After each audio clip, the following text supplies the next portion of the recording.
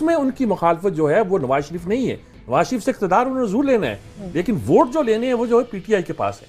तो इसलिए वो बड़े मखमसे में हैं, बल्कि क्लियर है, मखमसे में नहीं, कम से कम जरदारी क्लियर है कि मुझे जो है उन्हें वो डेंट ठीक करना है जो पीटीआई ने पिछले इलेक्शंस में उनके वोट बैंक पे लगाया था। यानी उनका यह है कि मैंने शामिल नहीं होना पीटीआई के साथ। और पीटीआई का अपना मजाज ये है इमरान खान का, 100 बातें भी हों, इमरान खान अपनी लीडरशिप के अलावा किसी और पे इकट्ठे नहीं हो सकते और जेन्युइनली वजह सोचते हैं। ठीक है, लीडर है तो वो खुद है। एक ब्रेक लेते हैं, नाज़रीन फिर वापस आते हैं।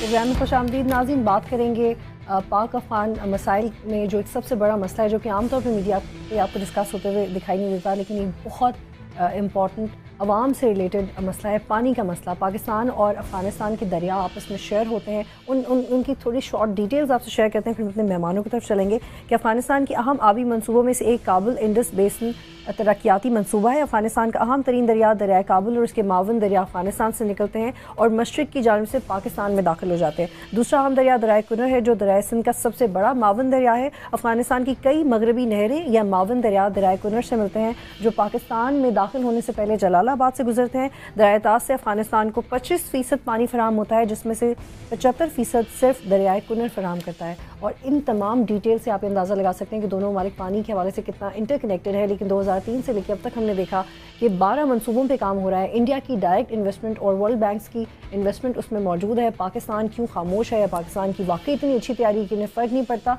रिसर्चर्स ये बात साबित कर चुके हैं कि अगर पाकिस्तान के दरियाओं पे, दरिया चित्राल पे और दरिया काबुल इस्तेमाल होता है इन मंसूबों के लिए, तो पाकिस्तान में पानी का बहरान पैदा हो सकता है। ख़ास तौर पे महमद एजेंसीज़ में बहुत बुरा हाल हो सकता है।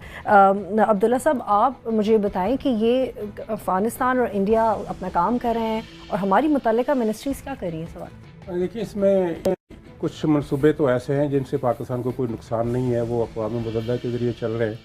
लेकिन ये जो इंडिया इतना आगे बढ़ा है और उसने दरिया सिंध में जो दरिया अफ़गानिस्तान से छोटे छोटे नदी नाले आते हैं वो उनकी, लेकिन इसके लिए आलमी बैंक ने 70 मिलियन रुपए दिए। नहीं, उनका तो वो ज़ाहिर है, वो तो आलमी बैंक जिनको अप्रूव करता है ना, वो मनसूबे ऐसे होते हैं जिनसे पड़ोसी मुल्क मुतासर नहीं होता। लेकिन ये जो छोटे छोटे दरिया जिनके अंदर पानी की मिकदार बहुत तेज़ी से आती है, इन पर भारत की मदद से जो मनसूबे बन रहे हैं उनके बारे में हमें शक है। तो उसमें ज़िम्मेदारी किसकी है ये हमें तय्युन करना है, क्योंकि पहले करज़ई साहब की हुकूमत आई, उन्होंने भी कहा कि हम पाकिस्तान से अच्छे तल्लुकात चाहते हैं और डायलाग के ज़रिए मसले हल करेंगे। फिर ये अशरफ गनी साहब आए, उनके भी यही जज्बात थे।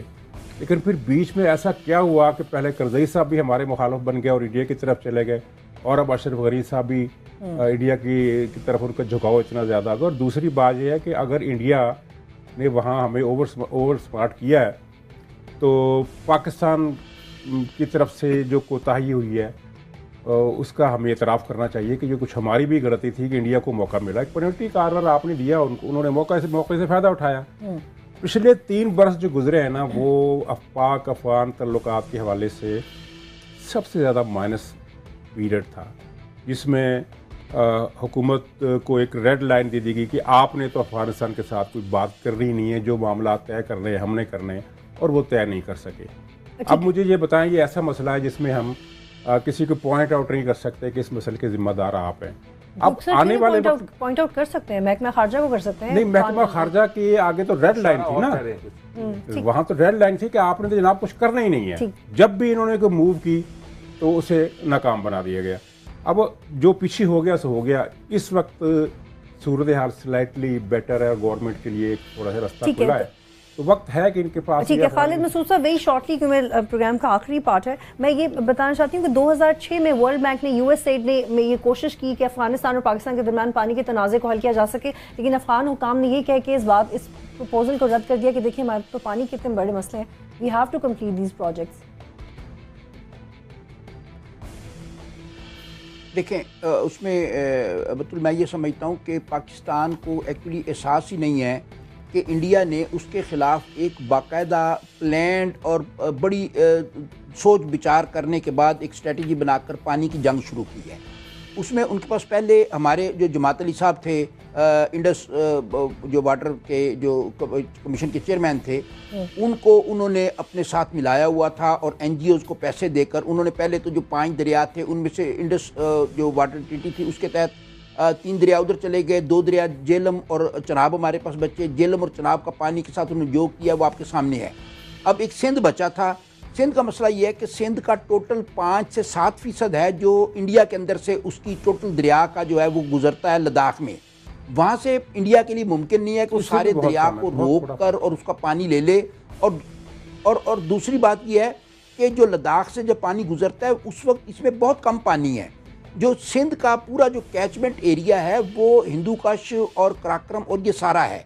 उसमें जो एलाइड रिवर्स हैं, मस्तोज है, दरिया चित्राल है, कुनर है, ये पुरम है, मुझे ये बताएं कि पाकिस्तान को फर्क क्यों नहीं पड़ा इससे, या वाकई हम इतने सेल्फ सफिशिएंट पानी को लेके फर्क नहीं पड़ा या नहीं पड़ना चाहिए? क्या ये बात गलत है कि पाकिस्तान को इन प्रोजेक्ट से खतरा है या खतरा नहीं है?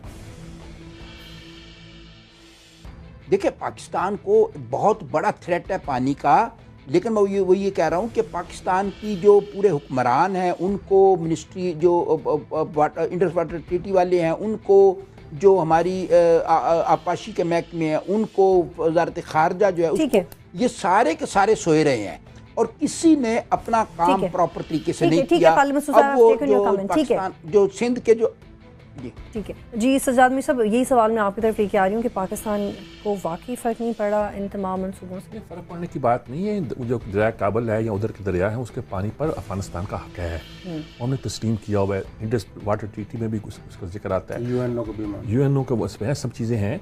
और वो हमारा जो पानी का हक है वो हमसे छीन नहीं सकते, तो हम नीचे हिस्से में हैं, वो पानी हमारे यहाँ आना है। इंडिया की कोशिश ये है, अगर उस पे डैम्स बनेंगे तो इंडिया की कोशिश ये है, इंडिया की कोशिश ये है कि वहाँ से पानी की जितने नदी नाले या जो कुछ भी आता है वो अफगानिस्तान को ये कह के कि ये तुम्हारे फायदे के लिए यहाँ इस्तेमाल करें, हमारा पानी रोकें, वो सब करता है।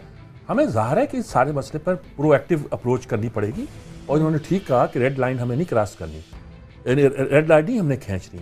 ये हम गलत करते हैं कि जब हम अपने फॉरेन ऑफिस को इंडिपेंडेंटली काम करने की इजाज़त नहीं देते। हमें देना चाहिए, चाहे हम वार जोन में हैं चाहे किसी में हैं। इसमें कोई फॉरेन पॉलिसी जो है या फॉरेन हुकूमत अमली जो है वो ऑब्सलीट नहीं हो जाती, ख़त्म नहीं हो जाती, रिडंडेंट नहीं हो जाती, वो आपको करनी पड़ती है। तो मेरे ख्याल में ये सारा मसला जो है आज का नहीं है, आज इसका आपने जिक्र भी किया, 10-15 साल से इसका जिक्र हो रहा है।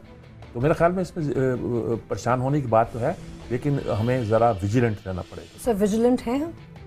बिल्कुल नहीं है। देखिए नरेंद्र मोदी खुलकर ये कह चुके हैं कि हम पाकिस्तान को बंजर बनाएंगे, पाकिस्तान को रेगिस्तान में तब्दील करेंगे, और इसके लिए उसने एक बाकायदा कमेटी बनाई थी जिसने उसको एक रिपोर्ट दी कि किस तरीके से हम पाकिस्तान को रेगिस्तान में तब्दील कर सकते हैं, नंबर 1। नंबर 2 ये बगलियार डैम और जो डैम्स वगैरह उसने बनाए, देखिए एक तो हैं जो बिजली के मंसूबे हैं उनसे बहुत ज़्यादा हमें ख़तरा नहीं है, लेकिन अगर वो स्टोरेज डैम बनाते हैं और पानी हमारे हिस्से का पानी भी वो स्टोर कर लेते हैं तो वो हमारे लिए जी, और भारत के कहने पर तो ये एक खुल्लम खुला दुश्मनी की बात है।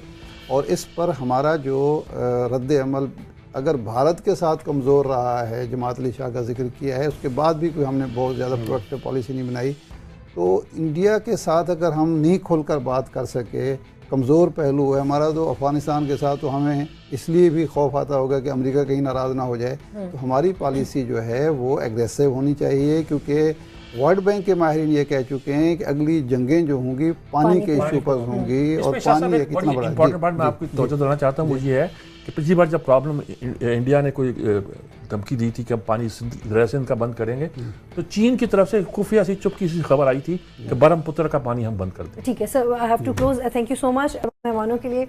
नाज़रीन, प्रोग्राम देखने का शुक्रिया। अल्लाह हाफ़िज़।